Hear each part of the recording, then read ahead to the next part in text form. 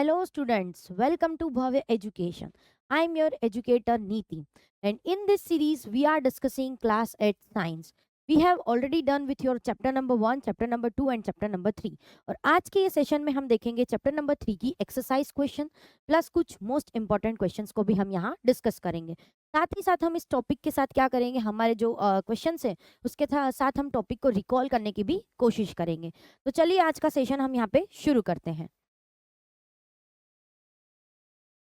तो first question क्या है, what are the advantages of using CNG and LPG as fuel. हम CNG और एलपीजी को एज अ फ्यूल यूज करते हैं तो उसका एडवांटेज क्या है। तो the advantage of using CNG and LPG as are as follows. तो सबसे पहले हम सीएनजी के एडवांटेज देखते हैं कि सीएनजी को हम अगर यूज करते हैं तो उसके क्या एडवांटेजेस है। तो सीएनजी का नाम क्या होता है, फुल फॉर्म क्या है, compressed natural gas, compressed natural gas. तो फर्स्ट क्या है, इन्वायरमेंट फ्रेंडली। ये कैसा होता है, इन्वायरमेंट फ्रेंडली होता है। मतलब कि ये क्या होता है, लेस पॉल्यूटेंट होता है। मतलब अगर आप इसको यूज करते हो तो पॉल्यूशन क्या होता है, पॉल्यूशन कम होता है। The CNG produces the less harmful gases like carbon monoxide and nitrogen oxide and making it a cleaner fuel. वो क्या बनाता है, इसको क्लीनर फ्यूल बनाता है। क्यों? क्योंकि ये कार्बन डाइऑक्साइड, कार्बन मोनोऑक्साइड और नाइट्रोजन की जो ऑक्साइड्स है, ऐसे जो गैसेस है जो पॉल्यूटेशन को क्रिएट करते हैं, तो ऐसे ये जो गैसेस है इसको ये क्या करता है, कम बनाता है। मतलब इतना ये ज्यादा उसको जनरेट नहीं करता है। Cost effective, it is cheaper than the petrol and diesel, offering a savings in the fuel cost. Diesel और पेट्रोल का आज आप भाव देखोगे तो कितना हाई है, तो उस हिसाब से अगर आप सीएनजी को यूज करते हो तो सीएनजी का है कॉस्ट इफेक्टिव है। मतलब ये क्या है, इतना ज्यादा कॉस्टली नहीं होता है अगर आप कंपेयर करोगे पेट्रोल और डीजल के साथ। उसके अलावा देखोगे क्या है, non toxic. CNG is a non toxic gas reducing risk of the environmental contamination. मतलब जो इन्वायरमेंट को हम खराब करते हैं, कंटामिनेट करते हैं, जो डिफरेंट डिफरेंट पॉल्यूशंस की वजह से इन्वायरमेंट खराब होता है, तो सीएनजी क्या होता है, सीएनजी क्या करता है, उसको नॉन टॉक्सिक गैस है ये, तो ये इन्वायरमेंट को कंटामिनेशन होने से, कंटामिनेट होने से क्या करता है, सेव करता है, बचाता है। द एफिशिएंट कंबशन, ये एक टाइप का क्या है, एक एफिशिएंट कंबशन है। तो कंबशन के बारे में हम नेक्स्ट चैप्टर में, हमारे चैप्टर नंबर 4 में डिस्कस करेंगे। बट अभी मैं आपको बताती हूँ कि कंबशन का मतलब क्या होता है। कि कंबशन मतलब जो सब्सटेंस इजीली बर्न कर पाता है, इजीली क्या करता है, बर्न कर पाता है, जिसमें इतनी कैपेसिटी होती है कि वो इजीली बर्न कर पाए, ऐसे सब्सटेंस को हम बोलते हैं कंबस्टिबल सब्सटेंस। तो ठीक है, तो ये क्या होता है, एफिशिएंट कंबशन है, ये कंबशन, सॉरी, कंबशन कर पाता है। The CNG Burns efficiently and causing minimal engine deposits which improves the engine life। ये इंजन की लाइफ को क्या करता है, इंप्रूव करता है। उसके अलावा क्या है हमारा, देखो अगला नेक्स्ट क्या है, एडवांटेजेस ऑफ एलपीजी। अब एलपीजी के हम क्या देखते हैं, एडवांटेज। एलपीजी क्या था, लिक्विफाइड पेट्रोलियम गैस। और एलपीजी हमको किससे मिलता है, एलपीजी मिलता है जब हम पेट्रोलियम की रिफाइनिंग करते हैं। पेट्रोलियम का ये प्रोडक्ट है एलपीजी। जैसे कि क्या क्या था पेट्रोलियम के प्रोडक्ट्स में, हमने देखा था कि उसमें हमारा एलपीजी होता है, केरोसिन होता है, पैराफिन वैक्स होते हैं, है ना। डिफरेंट डिफरेंट जो हमारे पेट्रोलियम प्रोडक्ट्स है, उसका एक प्रोडक्ट कौन सा है, एक प्रोडक्ट कौन सा है, एलपीजी। तो एलपीजी के हम एडवांटेज देखें तो क्या है, it is the cleaner fuel. ये भी क्या है, क्लीनर फ्यूल है। LPG Burns with the clean flame and producing the minimal smoke and pollutants. ये भी क्या करेगा, मिनिमल स्मोक बनाएगा, और पॉल्यूटेंट भी कैसे होंगे इसके, कम पॉल्यूटेंट, कम बनाता है ये पॉल्यूटेंट भी। ठीक है। High calorific value, high calorific value, calorific value क्या होती है, ये भी हम हमारे नेक्स्ट चैप्टर में कंबशन एंड फ्लेम में देखेंगे। लेकिन अभी के लिए क्या होता है कि LPG provides the more energy per unit compare to the other fuels. मतलब आप अगर 1 kg, समझो आप अगर कोई भी फ्यूल को बर्न करते हो, 1 kg ऑफ आपने एलपीजी को बर्न किया, या फिर 1 kg ऑफ किसी और फ्यूल को आप बर्न करते हो, तो आप देखोगे कि एलपीजी क्या होता है, ज्यादा एफिशिएंट होता है। ज्यादा क्या होगा, ये एफिशिएंट होगा। ये क्या होगा कि ये ज्यादा एनर्जी प्रोवाइड करेगा पर यूनिट कंपेयर्ड। अगर हम इसको सेम अमाउंट ऑफ दूसरा कोई आप फ्यूल लो, अगर आप और आप एलपीजी लोगे, तो आप देखोगे तो क्या होगा, हाई एनर्जी, ज्यादा एनर्जी को ये क्या करेगा, प्रोड्यूस करेगा। तो इसको हम क्या बोलते हैं, इसमें हाई कैलोरीफिक वैल्यू होती है। उसके बाद क्या होता है, making it efficient for the cooking and heating. इसीलिए हम क्या करते हैं, एलपीजी को यूज करते हैं for the cooking purpose. Cooking purpose के लिए हम क्या करते हैं, एलपीजी को यूज। कन्वीनियंट टू स्टोर, इसको स्टोर करना भी इजी होता है। हमारे घरों में आप देखते हो हम एलपीजी का यूज करते हैं, और उससे हम क्या करते हैं, ये लिक्विफाइड पेट्रोलियम गैस है, इसको हम स्टोर करके रखते हैं सिलेंडर्स के अंदर, और उसको हम हमारे घरों में यूज करते हैं फॉर द कुकिंग पर्पस, है ना। फिर it store in the portable cylinders and making it easy to transport and use, और ये ट्रांसपोर्टेशन के लिए क्या होता है, इजी हो जाता है। वर्सेटाइल यूजेस, इसके जो कॉमनली यूज कौन से हैं, वो कैसे यूज करते हैं हम इसको, कुकिंग के लिए यूज करते हैं, हीटिंग के लिए यूज करते हैं, और इसको हम व्हीकल फ्यूल ऑटो गैस के अंदर भी यूज करते हैं। जिसमें हम ऑटो गैस में व्हीकल में एज अ फ्यूल हम सीएनजी का यूज भी करते हैं, सीएनजी यूज करते हैं, ठीक है। reduced carbon emissions, it emits less carbon dioxide compared to the coal and kerosene। अगर आप कोल को बर्न करोगे, केरोसिन को बर्न करोगे, तो क्या होगा, मेनली कार्बन प्रोड्यूस होगा, कार्बन का जो अमाउंट है वो ज्यादा प्रोड्यूस होगा, वो ज्यादा उसको बनाएंगे। लेकिन आप देखोगे कि अगर हम एलपीजी को बर्न करते हैं तो क्या होता है कि लेस कार्बन डाइऑक्साइड का प्रोडक्शन होता है, it emits the less carbon dioxide. उसके बाद नेक्स्ट क्या है,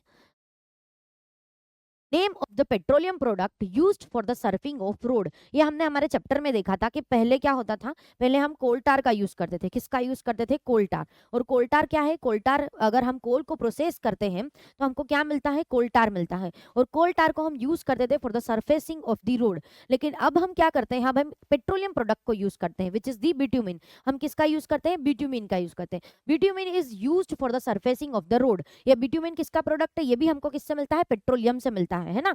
जैसे एलपीजी मिलता है, केरोसिन मिलता है, वैसे ही हमको बिट्यूमिन भी पेट्रोलियम से मिलता है। Describe how the coal is formed from the dead vegetation and what is this process called। मतलब डेड वेजिटेशन से हमें कोल हाँ, हमें कोल कैसे मिला, ये प्रोसेस को हम क्या बोलेंगे वो बताना है। तो आपको पता है कि कोल बनने की जो एक प्रोसेस है, ये कितना टाइम टेकिंग प्रोसेस है, इसमें कितने मिलियंस ऑफ इयर्स लगते हैं for the formation of the coal के प्रोडक्शन। और आपने देखा कि मेनली ये किससे बनता है, ये बनता है dead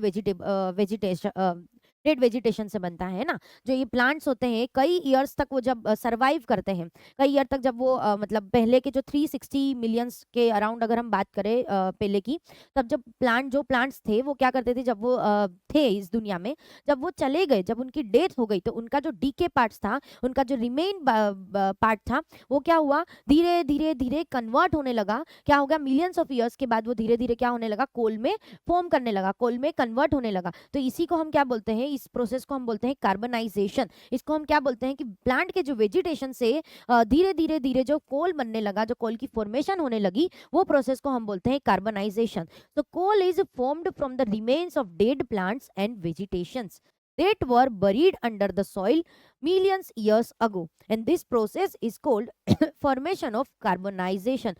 This formation is process of coal formation is known as the carbonization। मतलब मिलियंस ईयर पहले कुछ प्लांट्स थे हमारे अर्थ पे, जब उनका लाइफ स्पेन खत्म हुआ तब उनकी डेथ हुई। डेथ होने के बाद वो सॉइल में बरीड हुए, सॉइल के अंदर चले गए। धीरे धीरे क्या हुआ, उस पर दूसरा लेयर ऑफ सॉइल आया, दूसरे प्लांट आने लगे, वो प्लांट मरे, उनकी डेड बॉडी क्या हुआ, उनका जो डेड रिमेन पार्ट था फिर से सॉइल में गया। ऐसे क्या हुआ, सॉइल का लेयर, प्लांट का layer, death plant remains and soil का लेयर बनता गया बनता गया बनता गया। ऐसे मिलियंस ऑफ ईयर्स के बाद क्या हुआ, वहां पे टेम्परेचर जैसे जैसे वो नीचे जाने लगे, सॉइल के अंदर बरीड होने लगे, अर्थ के नीचे के सरफेस पे जाने लगे, तो वहां क्या हुआ, टेम्परेचर इंक्रीज हुआ। टेम्परेचर के साथ साथ क्या हुआ, प्रेशर बढ़ने लगा। जो सबसे नीचे का लेयर था, जैसे कि जो फर्स्ट लेयर था, जहाँ पे सबसे पहले जो प्लांट और वो जो डीके मटेरियल प्लांट का जो पड़ा था, उसके ऊपर सॉइल का लेयर आया, फिर दूसरे प्लांट का मटेरियल आया, फिर सॉइल का लेयर आया। जो फर्स्ट लेयर था, जो सबसे पहले सॉइल के अंदर गया था, नीचे जाने लगा, और इससे क्या हुआ, इसके ऊपर प्रेशर और टेम्परेचर क्या हुआ, बढ़ने लगा। और इससे क्या हुआ, ये धीरे धीरे for the because of low temperature, because of high temperature and pressure, ये क्या हुआ, धीरे धीरे कोल में कन्वर्ट होने लगा। क्या हुआ, ये कोल में कन्वर्ट हुआ, है ना। तो ये प्रोसेस को हम क्या बोलते हैं, कार्बनाइजेशन। और इसी से हमारे क्या हुआ, प्लांट वेजिटेशन से हमको क्या मिला, मिलियंस ऑफ ईयर्स के बाद हमको क्या मिला, कोल मिला। The steps in the formation of coal. अब हम देखते हैं कि स्टेप्स क्या होती है एक्चुअली में। The accumulation of dead vegetation, सबसे पहले क्या हुआ, अक्यूमुलेशन हुआ, यानी कि डेड वेजिटेशंस बनने लगे, वो एक के बाद एक वहां पे लेयर्स बनने लगे उनके। So millions of years ago the dense forest in low lying wetland areas got buried under the layers of soil and sediments. Soil और सेडिमेंट्स के अंदर क्या हुआ, बरीड होने लगे, यानी कि अंदर धंसने लगे जो डेड वेजिटेशन था वो। And due to the natural process like flooding और अर्थक्वेक्स, कभी कभी नेचुरल प्रोसेस प्रोसेस की वजह से, या फिर कभी कभी क्या होता था, नेचुरल प्रोसेस, या फिर कभी उनका लाइफ स्पेन खत्म हो गया, तो वो जब मर जाते थे प्लांट और उनकी डेथ हो जाती थी, तो वो सॉइल के अंदर बरीड हो जाते थे, और उसके ऊपर क्या होने लगता था, सेडिमेंट्स के लेयर्स और दूसरे क्ले के लेयर्स, ऐसे लेयर्स उनके ऊपर आने लगते थे, दूसरे सॉइल के लेयर्स, है ना। तो फर्स्ट क्या हुआ, वो उसके अंदर बरीड हुए, उसके अंदर घुसने लगे। उसके बाद क्या हुआ, द बरीड एंड कंप्रेशन, मतलब जैसे जैसे अंदर गए उसके ऊपर और प्रेशर लगने लगा और कंप्रेस्ड होने लगे वो। तो क्या हुआ, over the time more layers of soil and sediments accumulated on the top. उसके बाद क्या हुआ, और सॉइल के लेयर, सेडिमेंट के लेयर उसके ऊपर आने लगे और वो कंप्रेस्ड होने लगे। उससे क्या हुआ, exerting the immense pressure on the buried vegetation, और उसके ऊपर एक्स्ट्रा प्रेशर लगने लगा। क्या हुआ, प्रेशर इंक्रीज हुआ। प्रेशर इंक्रीज हुआ तो क्या हुआ, heat and pressure, the dead vegetation was exposed to the high temperature. वो जैसे जैसे नीचे जाने लगे क्या हुआ, टेम्परेचर बढ़ा, प्रेशर बढ़ा,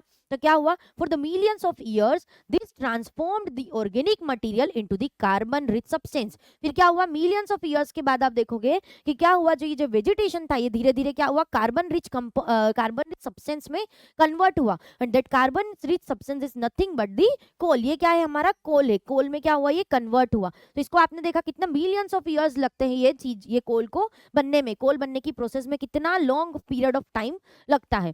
the formation of coal, during this process the moisture and gases like methane were gradually removed and leaving behind the carbon rich coal. और अल्टीमेटली हमको क्या मिला, हमारा फ्यूल मिला। क्या मिला, कोल मिला, है ना। अब देखते हैं नेक्स्ट क्या है।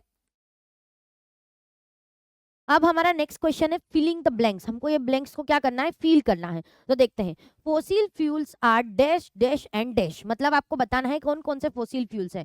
तो फोसिल फ्यूल्स हमने देखे थे कौन कौन से थे, जो मेनली हमारा चैप्टर का टाइटल था, coal and petroleum.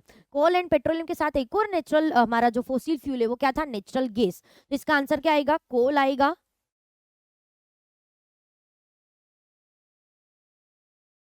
Petroleum and natural gas, ये तीनों क्या है, फोसिल फ्यूल्स के एग्जांपल है। The process of separation of different constitute from the petroleum is called as the refining. इसको हम क्या बोलेंगे, रिफाइनिंग। जो पेट्रोलियम के जो प्रोडक्ट्स है उनको अपने आप से सेपरेट करना है, तो उस प्रोसेस को हम क्या बोलेंगे, रिफाइनिंग। क्या बोलेंगे, रिफाइनिंग।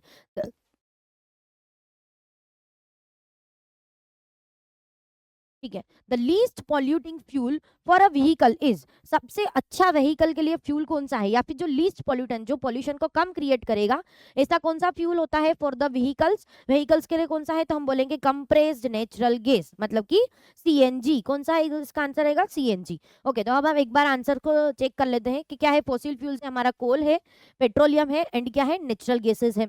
और पेट्रोलियम के जो प्रोडक्ट्स है उनको अपने आप से सेपरेट करने की जो प्रोसीजर होती है उसको हम बोलते हैं refining. And the least polluting fuel for the vehicle is the compressed natural gas, या फिर हम बोलेंगे उसको सीएनजी। ओके, उसके बाद नेक्स्ट क्वेश्चन देखते हैं। नेक्स्ट क्वेश्चन क्या है हमारा, नेक्स्ट क्वेश्चन क्या है, तो द टिक ट्रू और false against the following statements. हमको ये स्टेटमेंट्स के बारे में बताना है कि ये ट्रू है या फिर फॉल्स है। तो देखते हैं कि क्या है questions. Fossil fuels can be made in the laboratory, क्या ये सच है या फिर गलत है, क्या ये सही है, नहीं, of course this is the wrong answer. कि फॉसिल फ्यूल्स क्या हम लेबोरेटरी में बना सकते हैं, क्या हम ऐसा एनवायरनमेंट क्रिएट कर सकते हैं कि हम फॉसिल फ्यूल को लेबोरेटरी में बनाएं, तो आंसर इज नो। क्योंकि इसको बनने के लिए चाहे आप कितना भी इन्वायरमेंट प्रोवाइड करो, इसको बनने के लिए पर्टिकुलर क्या चाहिए, नेचुरल इन्वायरमेंट चाहिए। ये एक नेचुरल प्रोसेस है जो क्या लेती है, एक मिलियंस ऑफ ईयर्स लेती है बनने के लिए। तो इसको आप कुछ भी करके अपना एक लेबोरेटरी में नहीं बना सकते। अगर ये ईजी होता लेबोरेटरी में बनाना तो आज हम इसको लेबोरेटरी में बनाते, और इसको हम एग्जॉस्टिबल नेचुरल रिसोर्सेज के कैटेगरी में नहीं रखते कि अगर ये खत्म हो रहा है तो हम इसको लेबोरेटरी में बना के और इसको रीयूज करने लग जाते हैं। लेकिन ऐसा नहीं होता है कि इसको हम लेबोरेटरी में नहीं बना सकते, क्योंकि ये बनने के लिए मिलियंस ऑफ ईयर्स का टाइम लेता है, और एक ये क्या है, नेचुरल प्रोसेस है, इसको आप लेबोरेटरी में नहीं क्रिएट कर सकते। ठीक है, उसके बाद नेक्स्ट क्वेश्चन क्या है, CNG is more polluting fuel than the petrol. Of course not, इसका आंसर क्या आएगा, फॉल्स। ये क्या है, गलत है ये, इसका आंसर क्या आएगा, फॉल्स। कि सीएनजी तो क्या है, एक अच्छा फ्यूल है, इसको हम अच्छा फ्यूल कंसीडर करते हैं क्योंकि ये लेस पोल्यूटेंट होता है, कार्बन मोनोऑक्साइड कम बनाता है, नाइट्रोजन ऑक्साइड कम बनाता है, इजी टू हैंडल है, इजी टू ट्रांसपोर्ट है। तो ये क्या है, ये बहुत अच्छा एक फ्यूल होता है। उसके बाद क्या है, coke is the most pure form of the carbon. क्या कोक एक कार्बन का एक प्योर फॉर्म है? तो इसका आंसर आएगा yes, right, this is the true statement. उसके बाद हम देखते हैं नेक्स्ट क्वेश्चन क्या है।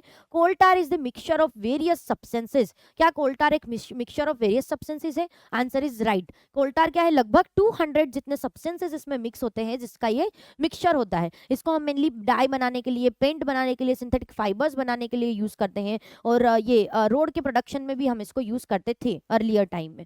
ठीक है, उसके बाद the kerosene is not a fossil fuel. नहीं भाई, केरोसिन भी क्या है? हमारा फॉसिल फ्यूल है, तो आंसर इज रॉन्ग, मतलब कि ये फॉल्स आंसर है, फॉल्स स्टेटमेंट है। फर्स्ट हमने देखा फॉल्स है, सेकंड क्या है हमारा? फॉल्स है।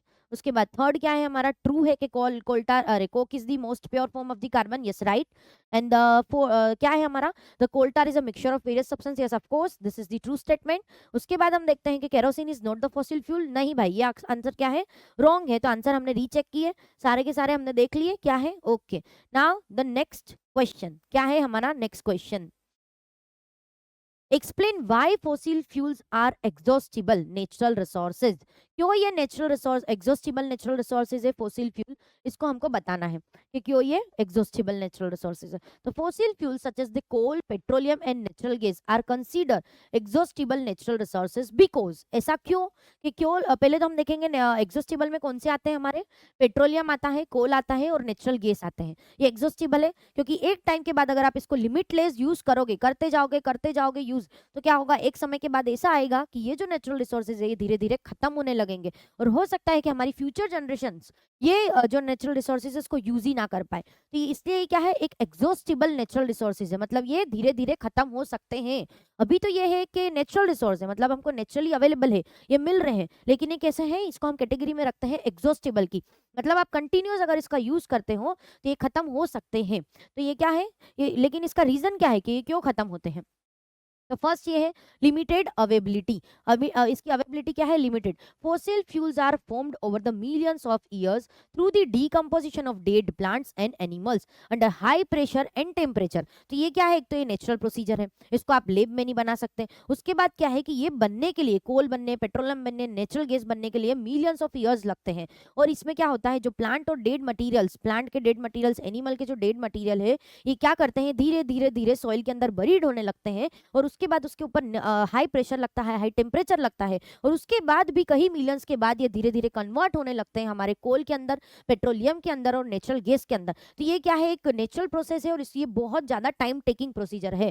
Since this process takes a extremely long time, the amount of fossil fuels available on the earth is finite and the cannot be replenished with the human lifetime। और इसीलिए क्या होता है कि ये फॉसिल फ्यूल का जो अमाउंट है ये क्या है? एक फाइनाइट अमाउंट में प्रेजेंट है। ऐसा ऐसा नहीं कि ये इन्फिनिट है कि तुम कितना भी यूज करो ये खत्म नहीं होगा। आज हमारे पास ये अवेबिलिटी है, आज हमारे पास इतना है कि हम इसको यूज कर रहे हैं, लेकिन आप इसको कंटिन्यूअस बिना मतलब अगर आप ये फ्यूल को यूज करोगे, बिना मतलब आप पेट्रोल को यूज करोगे, लाइट्स को यूज करोगे, तो एक टाइम आएगा कि ये क्या होगा? ये जो हमारे फ्यूल्स है ये धीरे धीरे क्या होंगे? कम होने लगेंगे, क्योंकि इनको बनने में भी क्या लगता है? मिलियंस ऑफ ईयर्स लगते हैं। उसके बाद क्या है? Non renewable natural resources. Fossil fuel can not be regenerated once they are consumed. ये क्या है? नॉन रिन्यूएबल है, मतलब आप देखो कि वाटर जो हमारा होता है ये एक रिन्यूएबल है। मतलब आपने एक बार वाटर कहीं जगह पे एक है कि एक रिवर है समझो, एक समय आया कि हमने रिवर को मतलब इतना यूज किया, और हो सकता है कि वहाँ पे एक समय में कुछ ये हुआ कि सूख गया पानी, ड्रोट की कंडीशन आई और रिवर क्या हुआ? खत्म हुआ। लेकिन कुछ समय के बाद, एक साल तक हुआ कि ठीक है वहां पे रिवर नहीं प्रेजेंट है, लेकिन हुआ कि जो हमारा रेनफॉल होता है, बारिश होती है, ये समय के बाद क्या हुआ? फिर से वो रेन हमारी क्या हो गई? मतलब वो प्लेस पे पानी आ गया, लेकिन जो कंडीशन थी, ड्रॉट की कंडीशन थी, वो सब सही हो गई, और फिर से वो एरिया में, पर्टिकुलर एरिया में आप देखोगे कि पानी की प्रेजेंस होने लगी। तो ये क्या है कि आप देखोगे कि वाटर भले ही हम कितना भी यूज करें, लेकिन वो क्या होगा? उसको हम रिन्यू कर सकते हैं, मतलब कि बारिश से हम उसको क्या कर सकते हैं? फिर से उसको हम रिन्यू कर सकते हैं। लेकिन आप देखोगे कि अगर आप ये जो फोसिल फ्यूल्स है उसको आप कंटिन्यूस यूज करते रहे, ज्यादा यूज करते रहे, तो इसको हम रिन्यू नहीं कर सकते हैं, बिकॉज इसको रिन्यू करने के लिए क्या होता है? मिलियंस ऑफ ईयर्स लगते हैं।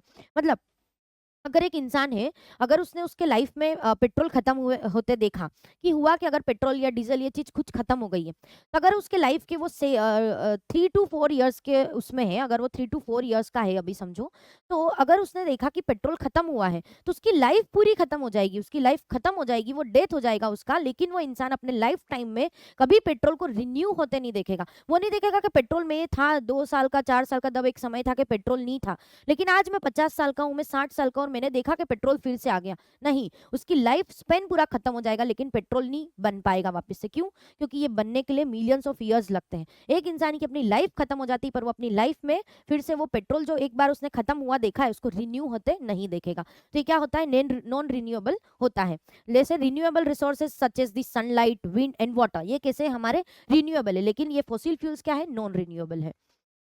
इसी वजह से क्या इसको हम बोलते हैं कि ये एग्जॉस्टिबल नेचुरल रिसोर्सेज है। उसके बाद नेक्स्ट पॉइंट क्या है? High demand and over use. इसका एक तो डिमांड बहुत ज्यादा है। आजकल कितनी लोगों के पास एक नहीं, दो नहीं, तीन, मतलब कम से कम at least one bike, one car, ये सब तो कॉमनली हो गया है। तो उसके लिए आप देखोगे कितना फ्यूल का हम यूज करते हैं।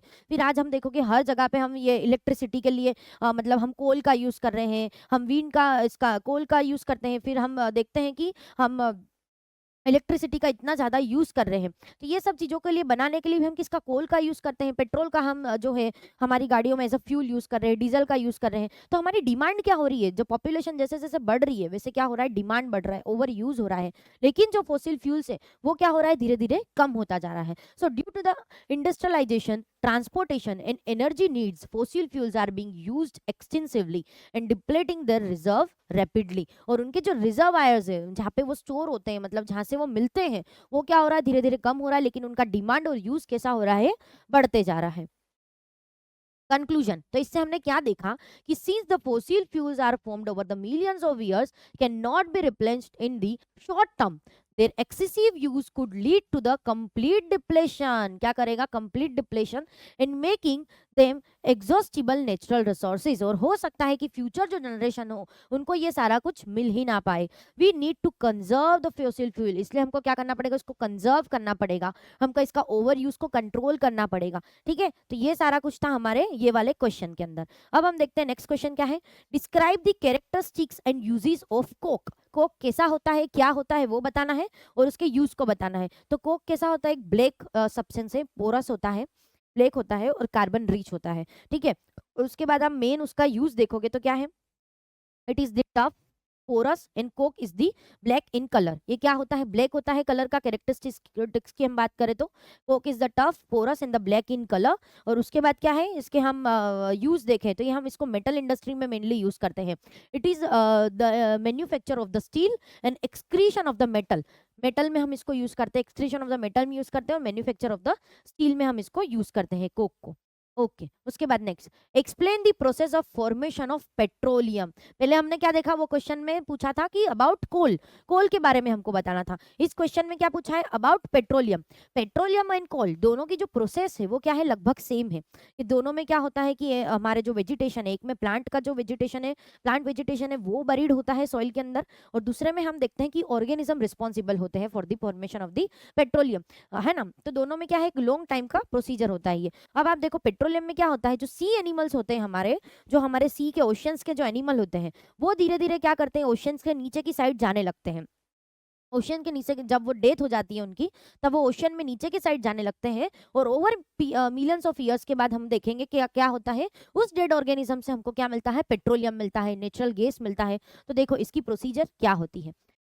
Dead sea organisms that got buried in the sea millions of years ago got covered with the layers of sand and clay। उसके ऊपर क्या होता है? सैंड के लेयर्स बनने लगते हैं, क्ले के लेयर्स बनने लगते हैं। And due to the lack of air, वहां पे जैसे जैसे नीचे जाओगे तो क्या होगा? एयर, ऑक्सीजन कम मिलेगा, ऑक्सीजन कम मिलेगा, टेम्परेचर ज्यादा मिलेगा, और प्रेशर कैसा मिलेगा? ज्यादा मिलेगा। तो due to the lack of air, high temperature and high pressure, this dead organisms got transformed into the petroleum and natural gas. किसमें कन्वर्ट हो जाते हैं? पेट्रोलियम में कन्वर्ट हो जाते हैं और नेचुरल गैस में कन्वर्ट हो जाते हैं। कौन कन्वर्ट होता है? Dead organism. तो आपको ये चीज का ध्यान रखना होगा कि कोल में क्या पूछा है, कोल में क्या होता है और पेट्रोलियम में क्या होता है। कोल में होता है हमारा प्लांट वेजिटेशन, जो धीरे धीरे धीरे हमारे सॉइल के अंदर बरीड होता है ना, और उसमें सेडिमेंटेशन के लेयर्स आने लगते हैं। लेकिन if you talk about the petroleum, तो पेट्रोलियम में क्या होगा? सी एनिमल्स जो होते हैं, सी ऑर्गेनिजम्स जो होते हैं, वो धीरे धीरे हमारे ओशियन के लेयर्स में, नीचे के लेयर्स में जाते हैं, और उस पे सैंड और क्ले का जो लेयर्स बनने लगते हैं धीरे धीरे उसके ऊपर, और उससे हमको अल्टीमेटली क्या मिलता है? पेट्रोलियम मिलता है एंड नेचुरल गैस मिलता है। ओके उसके बाद हमारा नेक्स्ट क्वेश्चन क्या है? The following table shown the total power shortage from India in India from 1993 to 1999। Show the data in the form of the graph. अब हमको क्या बनाना है? एक ग्राफ बनाना है। Plot the shortage of percentage for the years on on X on the Y axis. ये जो ईयर है इसको हमको कहाँ लिखना है? वाई एक्सिस पे लिखना है। और ये जो है हमारा द ईयर्स ऑन दी, अरे sorry, the percentage for the years, plot the shortage of percentage, sorry, इसको हमको वाई एक्सिस पे लिखना है। और ये जो है Y axis and the year on the X axis, इसको हमको एक्स एक्सिस पे लिखना है। तो हमको बताना है कि भाई 1993 में देखोगे कि आप क्या था, कितना पावर शॉर्टेज था? 7.7%। ठीक है, उसके बाद 1994 में 7.5%, 1995 में 8.2%, 1996 में 7.1% एंड सो ऑन। तो हमने देखा कि ये जो ईयर्स दिए हैं, इस ईयर में कितना परसेंट ऑफ शॉर्टेज हुआ था, पावर शॉर्टेज, वो हमको दिखा बताना है और उसके अकॉर्डिंग उसका ग्राफ बनाना है। एक एक्सिस पे रखना है, एक वाई एक्सिस पे रखना है, एक ये पर्टिकुलर इस टाइप का हमको ग्राफ बनाना है। आप देखोगे ये क्या है? हमारा वाई एक्सिस है और ये हमारा एक एक्सिस एक्स एक्सिस है। वाई पे हमको क्या लिखना है? वाई पे हमको लिखना है शॉर्टेज के बारे में, यानी कितना परसेंट था। ठीक है, और एक एक्सिस पे हमको क्या लिखना है? ईयर को शो करना है ना। तो अब हम देखते हैं इसका ग्राफ बनाते हैं। तो हम देखते हैं नेक्स्ट स्लाइड में हमारा ग्राफ कैसे आएगा। तो आप देखो यहाँ पे देखो, परसेंटेज शॉर्टेज। ठीक है, ये क्या है हमारा? ये है हमारा शॉर्टेज परसेंटेज। ये आप मेंशन कर लेना कि यहाँ पे आएगा शॉर्टेज परसेंटेज, और ये क्या है हमारा? एक्स एक्सिस पे ये ईयर है। तो आप देखो क्या था हमारा 1993 में? क्या था 1993 में? था 7.7%। तो अगर आप ये 8 है, ये आप देखो ये क्या है? ग्राफ ये बनाया हुआ है पूरा, जिसमें आपने वाई एक्स एक्सिस पे लिखा है, ये एक्स एक्सिस है जिसमें आपने लिखा है, क्या लिखा है? ईयर्स को मेंशन किया है। ये वाई एक्सिस है, वाई एक्सिस पे आपने क्या किया है? परसेंटेज ऑफ शॉर्टेज को मेंशन किया है। अब देखो हमारा जो 1993 था, यहाँ पे कितना परसेंट ऑफ शॉर्टेज था? 7.7% था। ठीक है, अब देखो 1994 में क्या था? 1994 में था हमारा 7.5%। अगर ये 8 है, अगर ये 8 है और ये बीच में 6 है, तो कितना यूनिट का डिफरेंस हो रहा है? 2 यूनिट का। 2 से 4, 4 2 0 से 2, 2 से 4, 4 से 6, तो 2 2 यूनिट का डिफरेंस हो रहा है। तो आप यहाँ पे देखोगे कि अगर ये 8 है तो हम यहाँ पे 7.7 ले रहे हैं, और इस वाले में क्या था? 7.5 था। तो 7.7 से थोड़ा सा और नीचे हम अगर जाएंगे, 7.7 ये है, तो हम उससे और थोड़ा सा नीचे जाओगे तो यहाँ पे क्या मिलेगा? 7.5। क्या मिलेगा? 7.5। ये हमें 1994 में दिया हुआ है। ठीक है, उसके बाद सॉरी, उसके बाद क्या है? उसके बाद नेक्स्ट है हमारा 8.2। तो 8 से ऊपर जाएगा, ये 8 है, 8 यहाँ पे है। अगर ये वाली लाइन पे 8 है तो उससे हम थोड़ा सा ऊपर जाएंगे, यहाँ पे थोड़ा सा ऊपर यहाँ जाएंगे तो क्या मिलेगा हमको? 8.2। क्या मिला? 8.2% ऑफ द शॉर्टेज। उसके बाद देखो 8.2 के बाद क्या था? 8.2 के बाद हमारा 7.1, मतलब हमको 7.1, 7 से भी और नीचे आना है। 7.1 ये हमारा क्या था? 7.7, 7 पॉइंट ये था। अब देखो 6 है, यहाँ पे 6 है और ये 8 है। 6 और 8 के बीच में हमारा 7 आएगा, 6 और 8 के बीच में 7 आएगा। आप देखोगे लगभग लगभग यहाँ पे आएगा हमारा 7.1।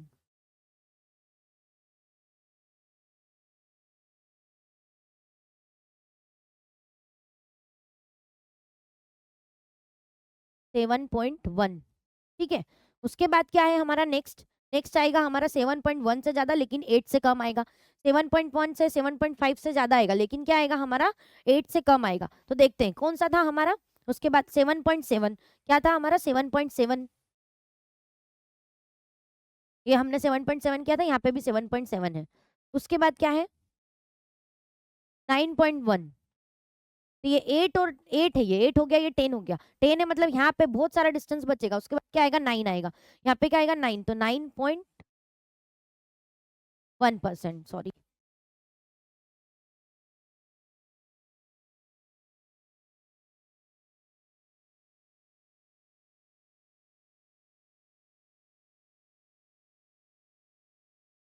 और लास्ट में क्या दिया हुआ है 1999 में 11.2%, क्या दिया है 11.2%। और इसको ग्राफ को आप आपके आपके हिसाब से भी मॉडिफाइड कर सकते हो। लाइक आपने देखा है यहाँ पे 2 यूनिट का डिस्टेंस है, ठीक है। आप इसको 2 यूनिट ना करके 1 यूनिट का डिस्टेंस भी कर सकते हो, लाइक 0 से 1, 1 से 2, 2 से 3, 3 से 4 एंड सो ऑन। तो यहाँ पे आप क्या करोगे, उस हिसाब से अपने ग्राफ को मॉडिफाई करके आप क्या करोगे, उस हिसाब से ड्रॉ करोगे। यहाँ पे हमने 2 का डिफरेंस लिया है और इस तरह से आपको क्या करना है, बस इजीली ग्राफ के जो नंबर्स दिए हैं उसको ग्राफ में बना के और प्लॉट करना है, और उसके अकॉर्डिंग क्या करना है, मैच करना है कि कौन सा वाला किधर आएगा, ठीक है। So this is all about the graph. अब हम देखते हैं नेक्स्ट क्या है हमारा। अब हमने अभी तक क्या देखा, अभी तक हमने डिस्कस किया योर ऑल एक्सरसाइज क्वेश्चंस जो आपकी एनसीईआरटी बुक में मेंशन है। अब हम देखते हैं कुछ most important type of the questions जो आपकी एनसीईआरटी बुक में प्रेजेंट नहीं है, लेकिन हमने कुछ उसको लाए हैं ताकि ये क्या है, मोस्ट आप देखोगे रेपिडली आस्क क्वेश्चन होते हैं, ये आपको फ्रिक्वेंटली आस्क दिखेंगे, मतलब इंपॉर्टेंट टाइप के क्वेश्चंस हैं। तो देखो इसमें क्या है, what are the fossil fuel. सबसे फर्स्ट क्वेश्चन क्या है कि फोसिल फ्यूल क्या होता है। Fossil fuels are the natural fuels formed from the remains of living organism over millions of years and under high temperature and pressure. जैसे कि हमने आगे डिस्कस किया कि पेट्रोलियम कैसे बनता है, कोल कैसे बनता है, वो एक नेचुरल प्रोसेस है जिसको बनने के लिए एक मिलियंस ऑफ ईयर्स लगते हैं। कभी उसमें प्लांट का वेजिटेशन इन्वॉल्व होता है, और अगर पेट्रोलियम की बात करें तो उसमें सी ऑर्गेनिजम्स जो होते हैं उनकी डेड बॉडीज इन्वॉल्व होती है।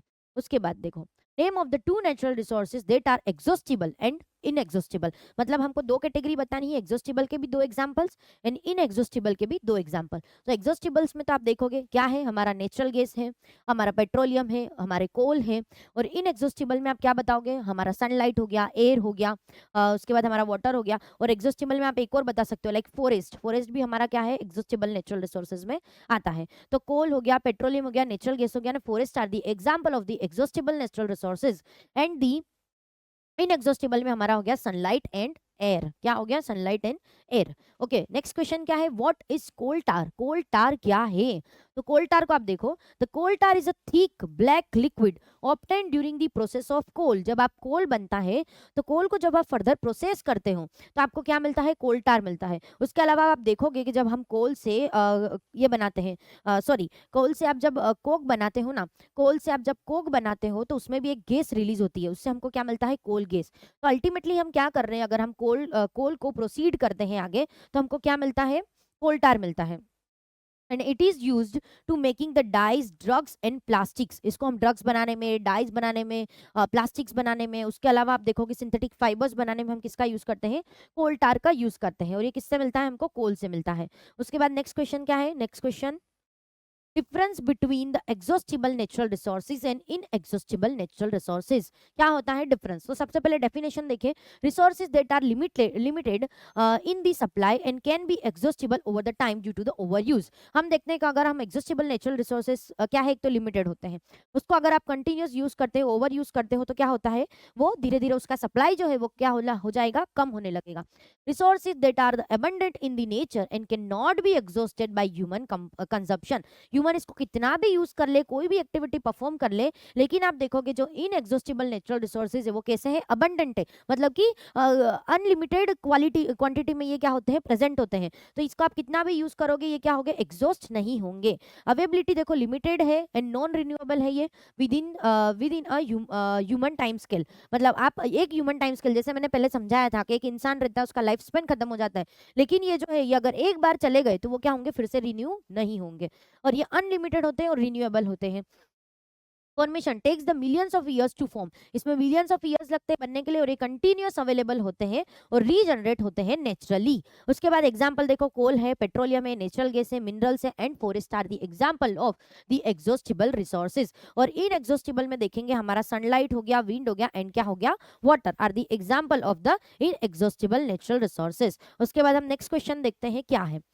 अच्छा, उसके बाद और कुछ पॉइंट्स हैं हमारे, environment impact, their over use can lead to environmental issues like pollutions and resources depletions. ये किसके बारे में बोला है, एग्जॉस्टिबल नेचुरल रिसोर्सेज के बारे में, कि अगर आप उसको ज्यादा यूज करोगे तो ये हमारे पॉल्यूशन भी क्रिएट करता है, मतलब ये इन्वायरमेंट के लिए भी अच्छे नहीं होते अगर आप इसको कंटिन्यूअस यूज करते हो। Generally eco friendly and do not harm the environment, ये क्या होते हैं हमारे इनएग्जॉस्टिबल जो नेचुरल रिसोर्सेज होते हैं, ये क्या होते हैं, इको फ्रेंडली होते हैं और जो हमारे इन्वायरमेंट होते हैं उसको इफेक्ट नहीं करते। सस्टेनेबिलिटी मतलब देखो क्या है, need to be conserved for the future generation, भाई इसको कंजर्व करना पड़ेगा वरना क्या होगा, ये धीरे धीरे खत्म होने लगेंगे।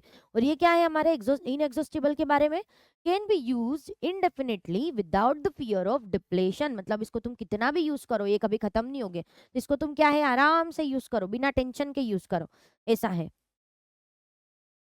अब नेक्स्ट क्वेश्चन देखते हैं, what is petroleum and explain the refining of petroleum, petroleum क्या होता है और पेट्रोलियम की रिफाइनिंग क्या होती है उसको बताना है। तो रिफाइनिंग का मतलब क्या है, रिफाइनिंग का मतलब यही है कि जो पेट्रोलियम हमको मिल रहा है इसमें क्या है अलग अलग कॉन्स्टिट्यूट है, मतलब डिफरेंट डिफरेंट क्या है इसमें प्रोडक्ट्स प्रेजेंट होते हैं, ये प्रोडक्ट्स को अपने आप से अलग करना मतलब एक दूसरे को सेपरेट करना और उसको फर्दर हम यूज करते हैं हमारे पर्पस के लिए। तो जो सेपरेशन की जो प्रोसेस है it is known as the refining, इसको हम क्या बोलते हैं रिफाइनिंग। अब देखो petroleum is a dark viscous liquid found beneath the earth crust, earth के क्रस्ट में मिलेगा हमको, ये नीचे के उसमें मिलेगा क्योंकि ये किससे बना है, सी ऑर्गेनिज्म के जो डेड मटेरियल है डेड पार्ट है उससे मिलता है ये हमको, और सी के ओशन के ये नीचे की साइड हमको मिलेगा।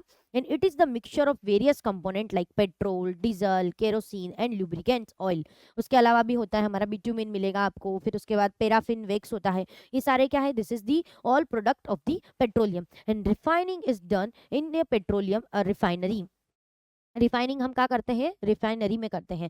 And where it is separated into the different fractions of the fractions and by the process of fractional distillation, fractional distillation मतलब हम आगे देखेंगे फ्रैक्शनल डिस्टिलेशन क्या होता है। तो क्या होता है ये अपना ये जो सारे जो प्रोडक्ट्स हैं इनको एक दूसरे से सेपरेट जो करते हैं उसको हम बोलते हैं रिफाइनिंग। और पेट्रोल क्या है वो पेट्रोलियम क्या है वो हमने देखा। अब हम देखते हैं कि फ्रैक्शनल डिस्टिलेशन क्या होता है ना, फ्रैक्शनल डिस्टिलेशन क्या होता है। तो देखो fractional distillation is the method to use the separate the a mixture of substance into its individual component based on their boiling point. क्या करते हैं हम, जैसे कि ये पेट्रोलियम है तो पेट्रोलियम में क्या है अलग अलग मिक्सचर ऑफ प्रोडक्ट्स है, ठीक है, उसको हम क्या करेंगे एक दूसरे से सेपरेट करेंगे, उनको हम किसके बेसिस पे सेपरेट करेंगे on the basis of their boiling point. तो ये जो अलग अलग डिफरेंट जो कॉन्स्टिट्यूट प्रेजेंट होते हैं पेट्रोलियम के अंदर उन सब का एक अपना अलग क्या होता है बॉइलिंग पॉइंट होता है, ठीक है।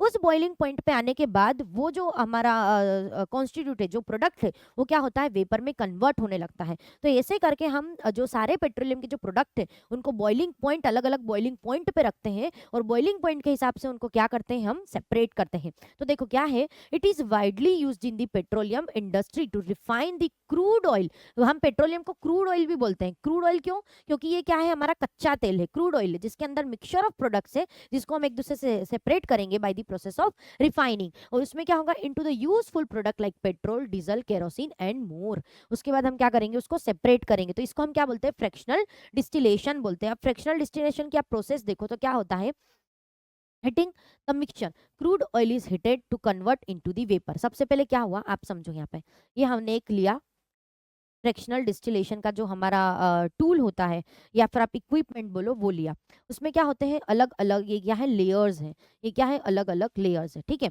अब क्या होता है सबसे पहले हमारा जो पेट्रोलियम है इसको हम क्या करते हैं हीट करते हैं। हमारे पेट्रोलियम को हम लगभग 400 डिग्री सेल्सियस पे हम क्या करते हैं इसको बॉईल करते हैं, मतलब इतना ज्यादा उसको क्या करते हैं हीट करते हैं, टेम्परेचर देते हैं। उससे क्या होता है ये जो अलग अलग इसके सब्सटेंस है ये अपने अपने बॉइलिंग पॉइंट पे क्या होते हैं सेपरेट होते हैं। अब समझो क्या होता है जिसका बॉइलिंग पॉइंट सबसे कम होता है, जिसका बॉइलिंग पॉइंट सबसे कम होता है मतलब जो इजीली सेपरेट होता है वो क्या होगा सबसे टॉप लेयर पे आ जाएगा। कहाँ आएगा सबसे टॉप लेयर पे आएगा। जिसका बॉइलिंग पॉइंट उसके बाद होगा वो इस लेयर पे आएगा। उसके बाद जिसका बॉइलिंग पॉइंट होगा वो किस लेयर पे आएगा इस लेयर पे आएगा। ऐसे करते करते हम मैक्सिमम टेम्परेचर देंगे, मैक्सिमम बॉइलिंग पॉइंट पे जो आएगा वो क्या होगा सबसे नीचे सेपरेट होगा, है ना। और इसमें होता क्या है कि बॉइलिंग पॉइंट पे आने के बाद वो जो कॉन्स्टिट्यूट है वो क्या होगा अपने वेपर में कन्वर्ट होने लगेगा। क्या होगा वेपर में कन्वर्ट होगा। जैसे कि समझो इसका आप है समझो 120 डिग्री सेल्सियस है, मैंने एक एग्जांपल लिया है कि 120 डिग्री पे अगर ये सेपरेट हो रहा है तो ये वाला कब होगा 150 डिग्री सेल्सियस पे होगा, फिर ये वाला कब होगा हमारा 180 पे सेपरेट हो रहा है। ऐसे करते करते आप देखोगे कि हमने 400 डिग्री जितना जो सेल्सियस का जो टेम्परेचर लिया है तो सबसे ज्यादा जो बॉइलिंग पॉइंट जिसका होगा वो सबसे नीचे आके क्या होगा सेपरेट होगा और अपनी वेपर में क्या होगा कन्वर्ट होगा। और ऐसे करते करते हम जो सारे सब्सटीट्यूट सारे जो कॉन्स्टिट्यूट है इसको क्या करेंगे एक दूसरे से सेपरेट करेंगे and this process is known as the refining. इसको हम क्या बोलते हैं रिफाइनिंग, और जिस मेथड से हम इसको करते हैं इसको बोलते हैं फ्रैक्शनल डिस्टिलेशन। क्या बोलते हैं? Fractional distillation. उसके बाद नेक्स्ट देखो तो क्या है, एंटरिंग द फ्रैक्शनल कॉलम, ये हमने इसको फ्रैक्शनल कॉलम में एंटर किया, करवाया। उसके बाद the vaporized crude oil is passed into the all tall fractionating column, this column has trays, इसमें क्या है, ये डिफरेंट डिफरेंट ट्रेस बना हुआ है ना, at different level and cooler it is the top. हाँ, तो उसमें क्या होगा, जो मैंने बोला वही कि जो है ये ट्रेस बने हैं, जिसका बॉइलिंग पॉइंट सबसे कम होगा, जो जल्दी से सेपरेट होगा, वो क्या होगा, सबसे ऊपर आएगा। जो कूलर वन होगा वो सबसे नीचे आएगा, और नीचे ऊपर आएगा, और जो सबसे नीचे की साइड रहेगा वो कैसा होगा, होटर वन होगा। मतलब उसका जो बॉइलिंग पॉइंट है वो क्या होगा, सबसे ज्यादा होगा, वो सबसे लास्ट में सेपरेट होगा। उसके बाद क्या होगा, based on the boiling point different components fractions of the crude oil have different boiling point, and components with the higher boiling points condenses at the bottom of the column, जिसका सबसे ज्यादा होगा वो कहाँ पे होगा, बॉइलिंग पॉइंट पे, अरे कहाँ पे होगा, सबसे बॉटम में होगा। and component with the lower boiling points condense higher up the column, सबसे ऊपर का होगा, जिसका सबसे कम होगा, तो सबसे ज्यादा होगा वो कहाँ पे प्रेजेंट होगा, सबसे बॉटम में प्रेजेंट होगा। और ऐसे हम क्या करेंगे, सारे पेट्रोलियम प्रोडक्ट्स को क्या करेंगे, एक दूसरे से सेपरेट करेंगे, है ना। तो ऐसे होता है ये फ्रैक्शनल डिस्टिलेशन। उसके बाद देखिए नेक्स्ट क्वेश्चन क्या है, तो हाँ, उसके बाद क्या करते हैं, हम कलेक्ट करते हैं। उसके बाद क्या करते हैं, the condense liquids are collected from the different trays. उसके बाद हम उसको अलग अलग हो गए, अब इसको हम क्या करेंगे, सेपरेट करेंगे। सेपरेट करने के बाद हम उसको कलेक्ट करेंगे, और अपने जो भी आगे पर्पस है उसके लिए हम उसको क्या करेंगे, यूज करेंगे। जैसे कि द पेट्रोलियम गैस कहाँ पे मिलेगा हमको, सब पे टॉप पे मिलेगा, जो petroleum gas at the top low boiling point है। पेट्रोल क्या है, स्लाइटली लोअर, हमने जो देखा था इसमें आप देखोगे कि सबसे पहले हमको क्या मिल रहा है, जो गैस मिल रहा है वो सबसे टॉप पे मिल रहा है। फिर आप देखोगे पेट्रोलियम यहाँ पे मिल रहा है, पेट्रोल सॉरी, क्या मिलता है, स्लाइटली लोअर, क्योंकि उसका बॉइलिंग पॉइंट क्या है, इससे ज्यादा है, लेकिन क्या है, इसका सबसे कम है। इसका क्या है, इसके बाद ज्यादा है, लेकिन है थोड़ा कम ही अभी भी। फिर केरोसिन हमको मिडल में मिलेगा। उसके बाद डीजल आप देखोगे नियर द बॉटम, मतलब डीजल का आप देखोगे कि बॉइलिंग पॉइंट क्या है, ज्यादा है। ज्यादा है इसलिए वो क्या मिल रहा है हमको, नीचे मिल रहा है, बॉटम में मिल रहा है। Residues like bitumen at the base, high boiling point, bitumen का क्या है, हाई बॉइलिंग पॉइंट है, वो हमको कहाँ मिलेगा, सबसे नीचे, सबसे बॉटम पे मिलेगा। तो ऐसे हम क्या करेंगे, सबको सेपरेट करेंगे, उसके बाद कलेक्ट करेंगे, और फर्दर जो हमारी नीड है उसके हिसाब से हम इसको यूज करेंगे।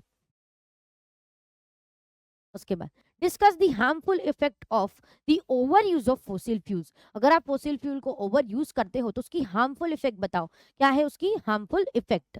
तो देखो, effect include the air pollution, ये तो है ही कि आप जितना यूज करोगे तो क्या होगा, कार्बन डाइऑक्साइड, कार्बन मोनोऑक्साइड, ये सब बनेंगे, ज्यादा ज्यादा क्या होंगे, हमारे पॉल्यूटेंट्स बनेंगे, इससे क्या होगा, एयर पोल्यूशन होगा।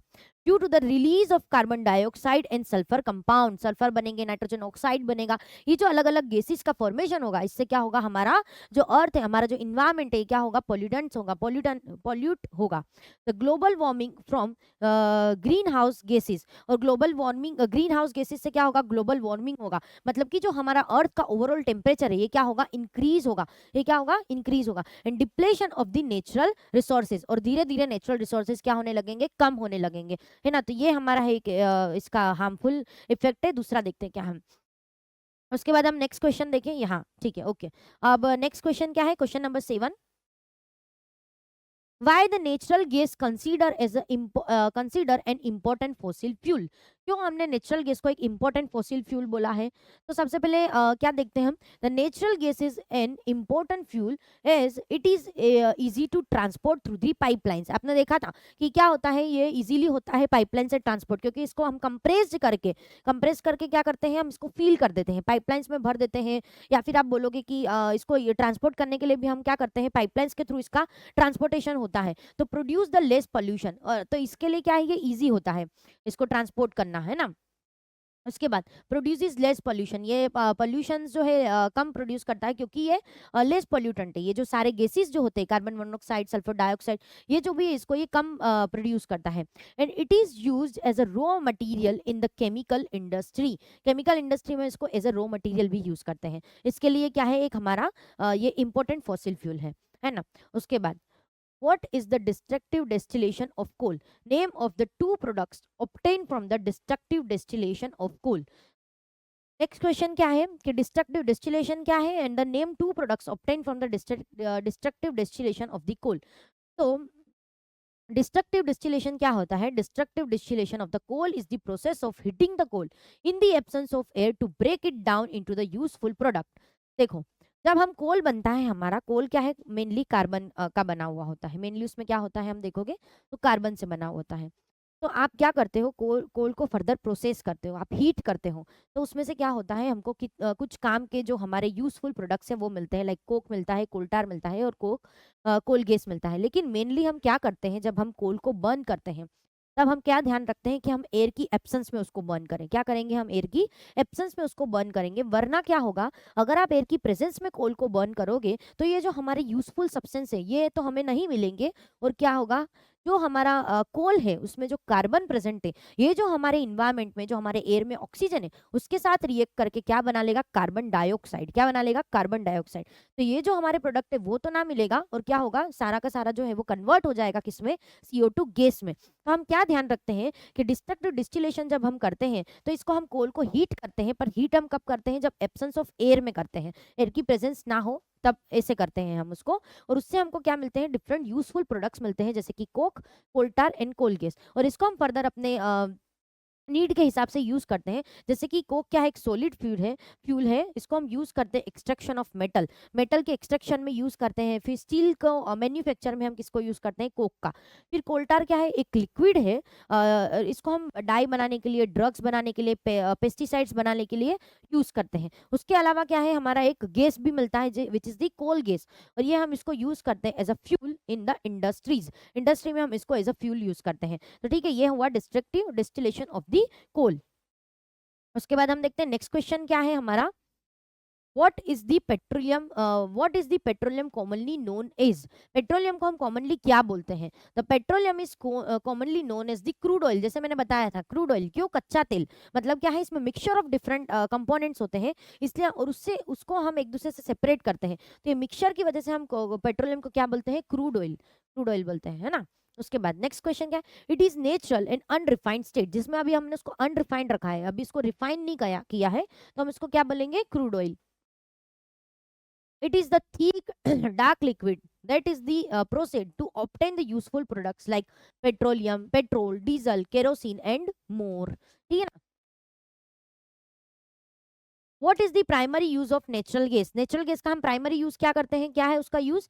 The primary use of the natural gas is the as it is the clean fuel for the domestic and industrial purpose. ये clean fuel है तो हम इसको domestic use करते हैं, मतलब हम इसको आजकल नॉर्मली आप देखोगे कि हम जो घरों में भी आजकल हम यूज करने लगे हैं नेचुरल गैस का as CNG, compressed natural gas. उसके बाद हम इंडस्ट्री में भी यूज करते हैं, सच एज कुकिंग में यूज करते हैं, हीटिंग में यूज करते हैं, इलेक्ट्रिसिटी जनरेशन में यूज करते हैं, and as the compressed natural gas for the vehicle, मतलब CNG के फॉर्म में हम इसको किससे यूज करते हैं, व्हीकल्स में भी यूज करते हैं। तो ये क्या है, कॉमन यूजेस है ऑफ नेचुरल गैस। उसके बाद the name of the major constituents of the CNG के मेजर कॉन्स्टिट्यूट के बारे में बताना है।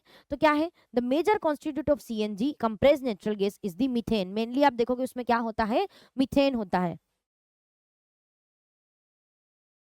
ओके, तो this is all about today's lecture. क्या आज हमने क्या देखा, चैप्टर नंबर 3 की एक्सरसाइज क्वेश्चंस देखे।